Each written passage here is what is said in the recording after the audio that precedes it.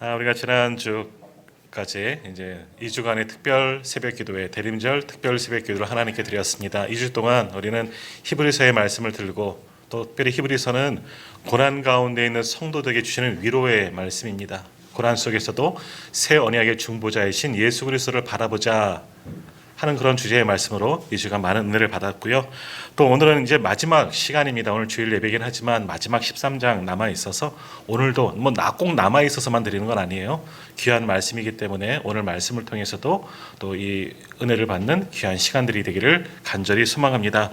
오늘 영분 밖으로 그에게 나아가자. 영분 밖에 계신 예수 그리스도, 우리도 그를 쫓아 영문 밖으로 나가 주님의 복음을 위해서 살아가자 하는 이 주제의 말씀으로 함께 말씀의 은혜를 나누고자 합니다.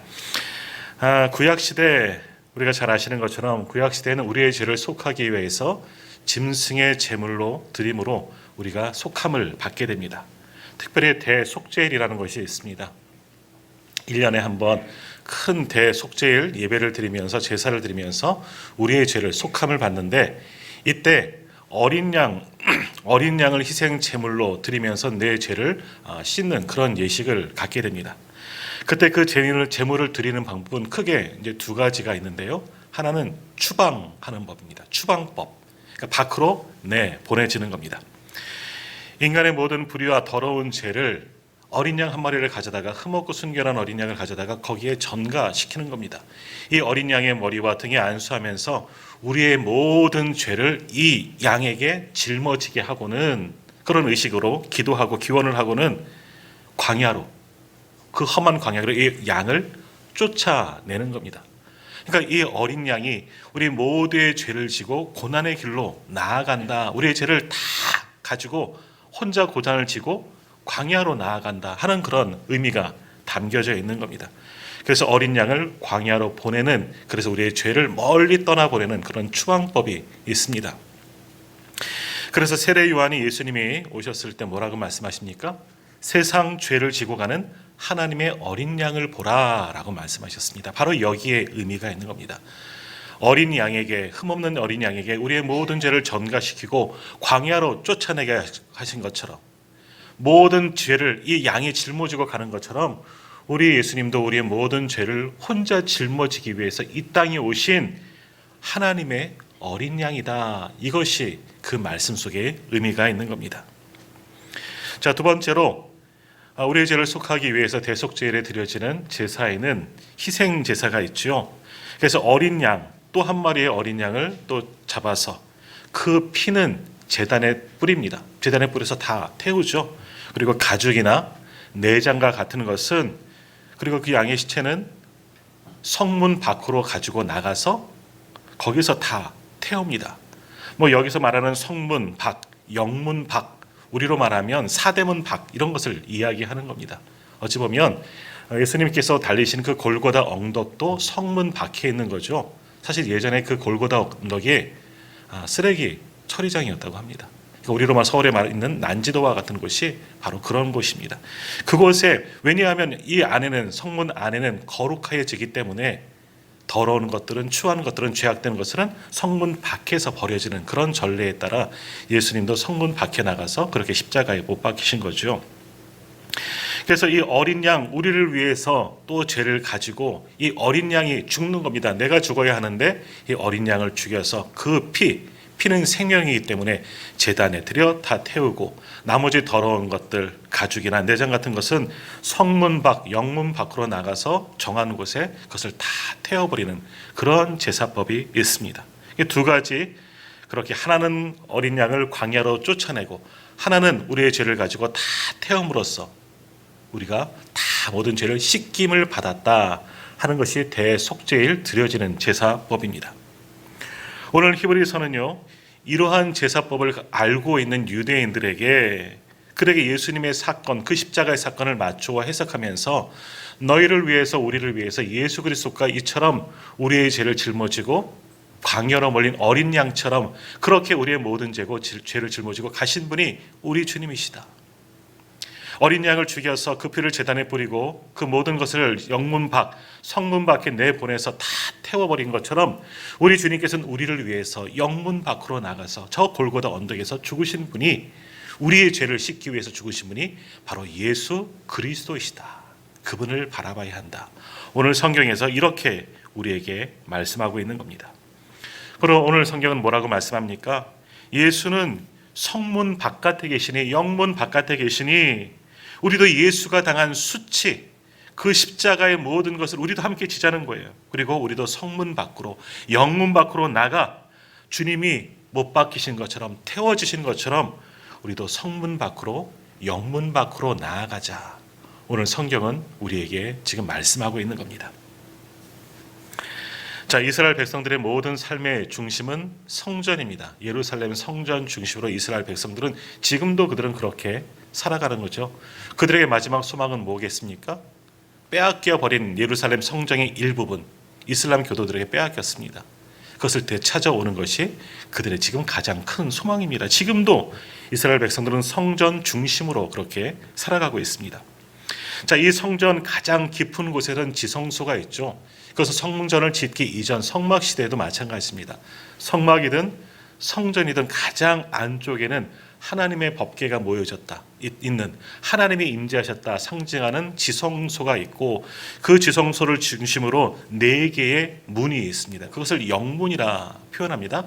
물론 오늘 말씀하고 있는 영문은 이것도 영문이고, 우리가 소위 알고 있는 성문도, 그러니까 예전 서울로 한양도성으로 말하면 4대문을 말할 수도 있겠지만, 오늘은 이 영문은 그 지성소를 중심으로 한 4개의 그런 문, 영문을 가리키는 것을 더 좋은 해석이라 볼 수 있습니다. 아무튼 지성소를 중심으로 4개의 문이 있는데, 가장 안쪽인 지성소에는 누가 들어갈 수 있느냐? 대제사장만이 1년에 한 차례 우리의 죄를 가지고 그 앞에 나아가게끔 되어져 있습니다. 그리고 첫 번째 영문 밖에까지는 누가 들어갈 수가 있느냐? 일반 제사장들이 들어갈 수가 있습니다. 그리고 두 번째 영문 밖까지는 누가 들어갈 수 있느냐?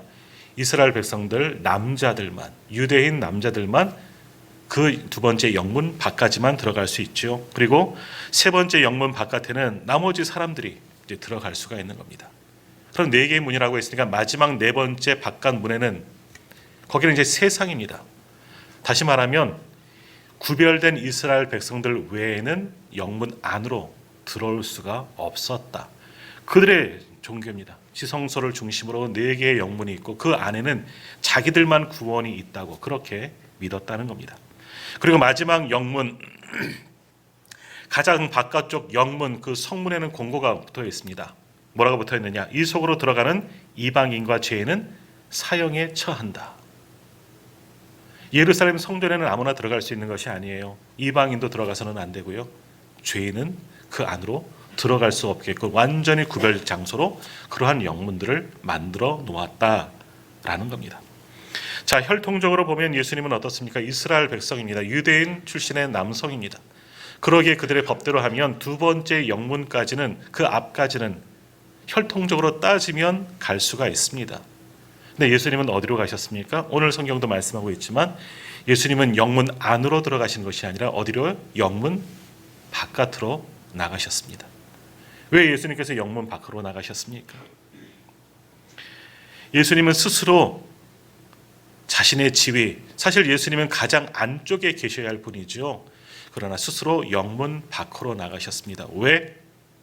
죄인의 친구가 되어주시기 위해서.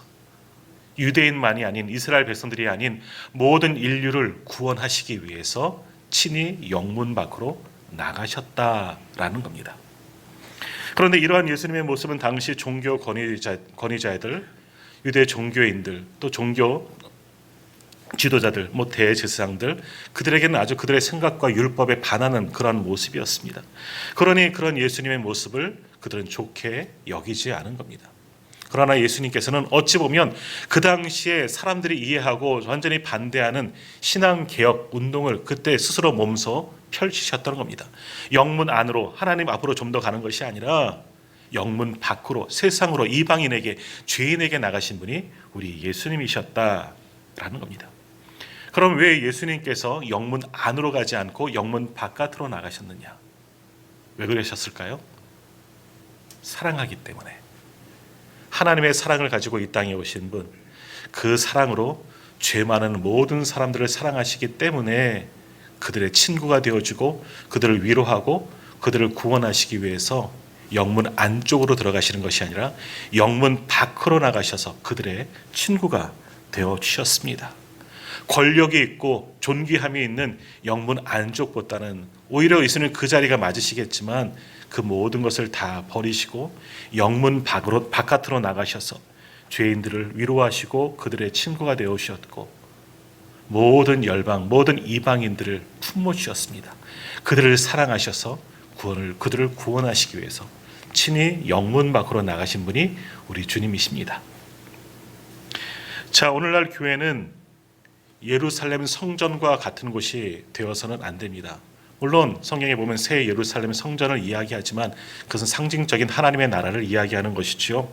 오늘 우리 교회들이, 이 땅의 교회들이 예전 오늘 말씀에도 나오는 그런 성전처럼 그런 폐쇄적이고 정말 우리끼리만 구원받자 이런 사상에 젖어 있으면 안 된다 하는 이야기입니다. 교회는 오늘날 예수 그리스도께서 세우신 교회는 주님께서 하셨던 것처럼 영문 안으로 들어가기도 해야 되겠지만 한편으로는 영문 밖으로 세상으로 나가는 교회가 되어져야 하는 겁니다. 우리는 영문 안에 들어와서 지금 예배하고 있기 때문에 우리는 구원받은 자임을 증거하고 기뻐하지만 이 감격과 이 은혜를 가지고 여기서만 예배하는 것이 아니라 영문 밖을 나가서 교회 문을 열고 세상으로 나가 우리를 구원하신 예수 그리스도 주님의 사랑을 전하는 그런 영문 밖으로 나가는 우리가 되어야 하는 겁니다. 그것이 오늘 우리 성도들에게 주신 사명인 줄 믿습니다. 영문 안의 교회, 항상 이 안에만 있는 교회는 과거 예루살렘 성전에 모이는 백성들처럼 타락하고 부패한 교회라 할 수 있습니다. 정말 진정한 하나님께서 원하시는 교회, 주님이 머리 되신 교회는 모이기에도 힘써야 하지만 온전한 예배를 드리고 온전한 구원의 감격으로 하나님을 찬양하고 예배하였다면 이제는 다시금 영문을 열고 세상으로 달려나가는 곳에 오히려 세상 속으로 더 깊이 들어가서 세상 사람들 속으로 나가 그들에게 예수 그리스도의 사랑을 증거하는 교회, 어렵고 소외된 이들의 친구가 되어주는 교회, 그들에게 예수 그리스도의 복음을 전하는 교회, 그것이 주님께서 진정으로 원하시는 교회의 모습입니다. 오늘 우리가 그러한 교회 되기를 간절히 소망합니다. 예수님은 교회의 영문을 어디까지 넓히라고 했을까요? 우리가 넓혀져야 할 영문은 그럼 어디겠습니까? 예수님께서 승천하시면서 우리에게 뭐라고 말씀하십니까? 예루살렘과 유대와 사마리아와 어디까지? 땅끝까지. 우리가 넓혀져야 할 영문, 어찌 보면 여기서 말씀하고 영문은 하나님의 나라라고 할 수 있습니다. 우리가 넓혀져야 할 영역, 펼쳐져야 할 하나님의 나라는 어디입니까? 땅끝입니다. 모든 나라와 민족이 주님 안에 돌아올 때까지, 그때가 하나님의 나라가 완성될 때이니 그때까지 영문 밖으로 나가서 하나님의 나라를 힘써 증거하는 그 사명이 오늘 예배하는 우리 성도들에게 주어진 사명인 줄 믿습니다. 그런 오늘 말씀처럼 이 사명을 가지고 주님 먼저 영문 밖으로 나가셨으니 오늘 우리도 영문 밖으로 나아가 바로 그곳에 주님이 계십니다. 주님께로 나아가고 세상으로 나가 주님의 복음을 힘써 증거하고 주의 사랑을 함께 나눌 수 있는 오늘 우리 교회가 되기를 간절히 소망합니다. 자, 그러나 이처럼 주님이 가신 그 영문 밖의 길, 사실은 그 길은 피의 길입니다. 피 흘림이 있는 길이다라는 것이지요. 자, 오늘 본문의 말씀 히브리서 13장 12절 말씀을 한번 같이 읽겠습니다. 히브리서 13장 12절 말씀 우리 한 목소리로 같이 읽겠습니다. 그러므로 예수도 자기 피로써 백성을 거룩하게 하려고 성문 밖에서 고난을 받으셨느니라. 아멘. 예수님도 자기 피로써 백성을 거룩하게 하시려고 성문 밖에서 고난을 받으셨다. 우리를 위해서, 우리를 구원하시기 위해서 고난을 받으시고 성문 밖에서 피 흘림이 있으셨다 말씀하는 겁니다. 자, 피는 생명입니다. 모든 짐승은 피가 있고요. 그 피가 생명의 근원이다라고 말씀하지요. 어떤 짐승이든지 사람이든 동물이든지 마찬가지로 몸 안에 피가 다 마르거나 피를 다 쏟아내면 어느 정도 이상 피가 흘리면 다 죽게 되기 마련입니다. 그렇기 때문에 피는 곧 생명입니다. 자, 이와 같은 배경 아래에서 한번 말씀을 보십시오. 구약 시대에 범죄한 죄인들 우리들입니다. 우리는 죽어야 합니다. 피를 쏟아내고 다 죽어져야 하는 겁니다. 그래야 우리의 죄가 씻김을 받을 수가 있는 것이지요. 근데 우리가 죽을 수 없으니까 어떻게 합니까? 조금 전에 말씀드린 것처럼 우리의 허물을 씻기 위해서 내 대신 대속의 죽음을 죽을 어떤 제물이 필요한 겁니다. 그것이 흠없는 어린 양이고요. 그것이 흠없는 양이고요. 염소고요. 살찐 송아지가 되는 겁니다. 때로는 소가 될 수가 있는 거고 또 어려운 자들을 위해서는 비둘기가 되어지는 겁니다. 무언가 나를 위해서 대속의 피를 흘릴 그런 짐승이, 다시 말하면 나를 위해 죽어져야 할 짐승이 필요했다는 거죠. 그것이 죄 씻김의 방법, 구약의 방법이었습니다. 그래서 히브리서 9장 22절에도 말씀합니다. 피로써 정결하게 되나니 피 흘림이 없은즉 사함이 없느니라. 피 흘림이 없으면 깨끗해지지 못한다, 죄를 씻지 못한다라고 말씀하십니다. 그러나 구약의 모든 제사, 그것도 죄를 씻기 위한 제사이죠. 우리가 새벽에 말씀을 나누었던 것처럼, 그러나 그 피 흘림의 제사는 짐승을 제물로 가지고 와서 그 짐승에게 내 죄를 전가하고 그 피 흘림으로 씻겨지는 제사는 단 한 번밖에 되지 않은 겁니다. 소위 말하는 일회용 제사입니다. 일회용밖에 되지 않은 거예요. 내 죄가 씻겨지는 것. 또다시 세상으로 나가면 우리는 또다시 죄인이 되는 겁니다. 자, 그러나 우리의 죄를 온전히 씻기 위한 하나님의 계획, 하나님의 방법이 있습니다. 무엇입니까?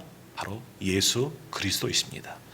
우리 주님께서 우리를 위해서 친히 제물이 되어 주셨습니다.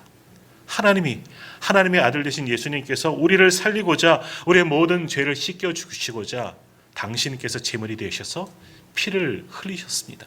다시 말하면 우리의 죄를 씻기고자, 우리를 살리고자 주님께서 자신의 생명을 우리 것으로, 우리의 죄값으로 다 내어 주셨다는 것입니다. 우리를 사랑하시기 때문에 우리를 구원하시려고 우리를 위해서 그 생명을 내어주시고 피를 흘려주신 분이 바로 우리 주님이십니다. 오늘 우리 앞에 펼쳐져 있는 영문 밖의 길은 이처럼 주님이 피 뿌린 길입니다.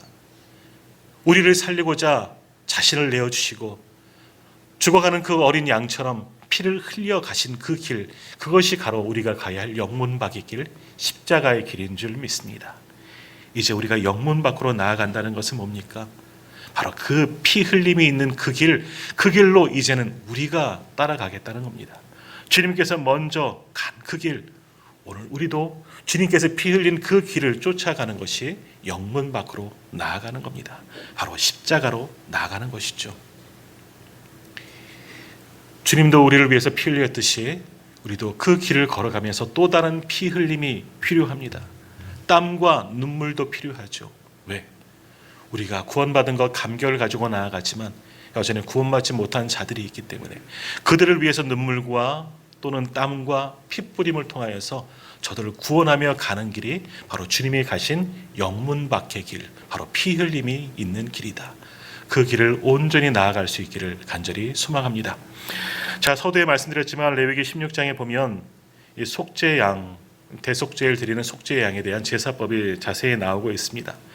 2마리 흠없는 양을 뽑아서, 어린 양을 뽑아서 제비 뽑아서 한 마리는 죄를 전가시켜서 광야로 내보내고 또 한 마리는 그 죄를 가지고 우리를 위해서 죽는 겁니다.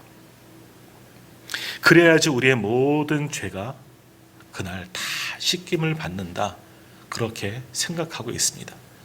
그래서 1년에 한 차례 매번 그러한 속죄일 예배를 드려야 하는 것이죠. 그러나 이것은 완전하지 못합니다. 그러나 완전하게 만드셨죠. 우리 주님께서 자신이 친히 죄를 짊어진 어린 양이 되시고 또 우리의 죄를 대속할 피를 흘린 그리고 죽으신 어린 양이 되어 주셔서 우리의 모든 죄와 허물을 다 사하여 주셨습니다. 주님께서 가시는 그 영문 밖의 길은 우리를 구원하시고자 피 흘려 죽으신 그 피의 길입니다. 이제는 그 영문 밖으로 주님과 함께, 주님이 계신 그곳으로 함께 나아가기를 간절히 소망합니다. 두 번째로 영문 밖의 길은 고난의 길입니다. 다시 한번 12절 말씀 하반절을 보시면 이런 말씀이 있습니다. 영문 밖에서 고난을 받으셨느니라. 누가? 예수님께서 영문 밖에서 고난을 받으셨다 말씀합니다. 영문 밖에서 예수님께서 받으신 고난이 뭐겠습니까? 우리가 잘 아는 십자가의 고통입니다. 십자가의 모든 고난을 주님께서 받으셨습니다. 하나님의 아들이신데, 하나님의 아들이시고 하나님과 동등하신 예수 그리스도께서 십자가에서, 영문 밖에서 십자가에서 달려 죽으심으로 무수한 고통 가운데, 고난 가운데 죽으셨다는 겁니다. 왜 죽으셨습니까? 우리 때문에, 우리를 사랑하시기 때문에. 오늘 우리는 모두 죄인입니다. 그것은 변할 수 없는 사실이죠. 오늘 우리가 거룩한 모습으로 주님 앞에 나와 예배하는 것 같지만 사실 우리는 다 죄인입니다. 만일 하나님께서 오늘날 우리에게 죄의 값을, 우리의 죄를 판단하시고 물으신다면 어느 누구도 로마서의 말씀처럼 하나님의 심판대를 피할 자는 지금도 아무도 없습니다. 그러나 하나님은 그러한 죄인된 우리를 사하여 주시기 위해서 단 한 가지의 방법을 선택하셨습니다. 그것만이 유일한 구원의 방법이죠. 그래서 하나님은 공의하시기 때문에, 공의로우신 분이기 때문에 죄에 대한 심판과 징계를 반드시 하심에도 불구하고, 또한 하나님은 사랑이시기 때문에 사랑하시는 방법을 택하셨습니다. 하나님의 공의와 하나님의 사랑을 동시에 이루어 드릴 수 있는 방법, 단 한 방법밖에 없었던 거죠. 그렇게 선택되신 분이 바로 예수님이십니다. 그래서 하나님의 공의를 실천하시기 위해서 우리의 죄를 심판하시고자 우리의 죄를 다 짊어지고 예수님께서 십자가에서 우리의 죄를 대속하여 죽으셨다는 것이고, 그래야지만 우리를 사랑하시는 하나님의 사랑, 우리가 죽지 않게 하기 위한 하나님의 사랑을 보여주고 실천하기 위한 그 방법으로 예수님께서 영문 밖에서 십자가에 달려 죽으셨다라는 겁니다. 그래서 예수님께서는 우리의 죄를 대신해서 십자가를 짓고 영문 밖으로 가신 겁니다. 영문 밖에 있는 그 골고다 언덕, 정말 사람들이 더러워하고 버려진 그 땅, 그 언덕으로 올라가셔서 거기에 우리의 죄를 위하여 십자가를 세우고 그 십자가에 달려 죽으신 분, 바로 영문 밖에서 고난을 당하신 분, 그분이 바로 우리의 구원자 예수 그리스도이십니다. 그러므로 우리가 영문 밖으로 나아간다는 것은 뭡니까? 우리가 주님의 고난에 함께 동참하자라는 의미를 가지고 있습니다.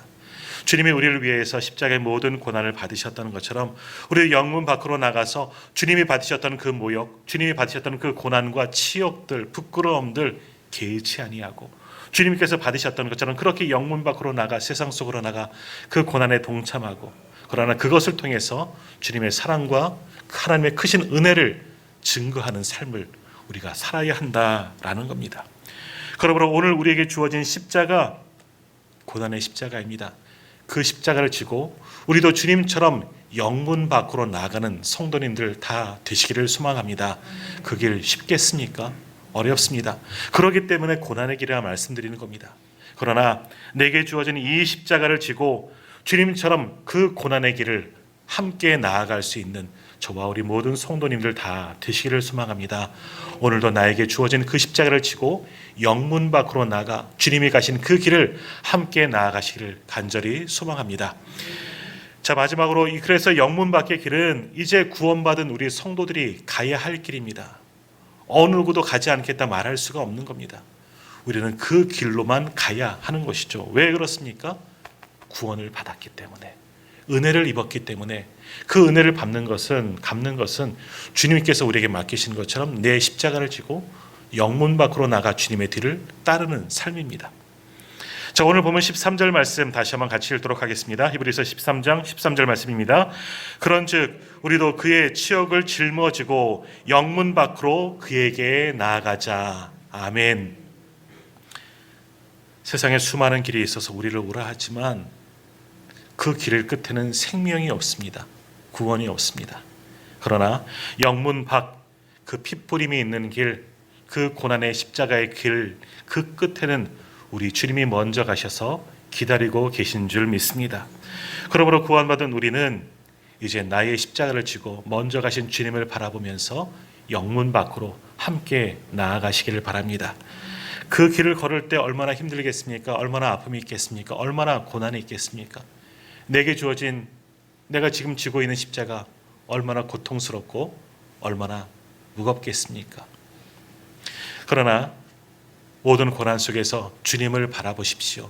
먼저 피를 흘리시고 고난의 길을 걸으신 그 무거운 십자가, 우리의 죄의 무게에 짓눌려지는 그 주님의 모습을 바라보면서 오늘 우리도 그 영문 밖으로 내 십자가를 지고 주님을 따르는 주님의 제자들, 구원받은 성도들 다 되시기를 소망합니다. 어느 누구도 그 길을 피해서는 안 됩니다. 주여 이리 하지 마옵소서. 멈추어 서서는 안 되는 것입니다. 바로 내가 가야 할, 구원받은 성도라면 당연히 가야 할 길이 바로 영문 밖의 길인 줄 믿습니다. 그러나 고통스럽고 고난스럽고 힘이 들지만 그 길로 갈 때 그 길 끝에는 바로 먼저 가신 주님이 우리를 기다리고 계신 줄 믿습니다. 기쁨으로, 감사함으로, 그리고 열렬히 환영하면서 오늘 우리를 맞아 주실 줄 믿습니다. 그 길 끝에는 바로 생명이 있는 줄 믿습니다. 그 길로 함께 나아가는 우리 모든 성도님들 되시기를 주님의 이름으로 축복합니다.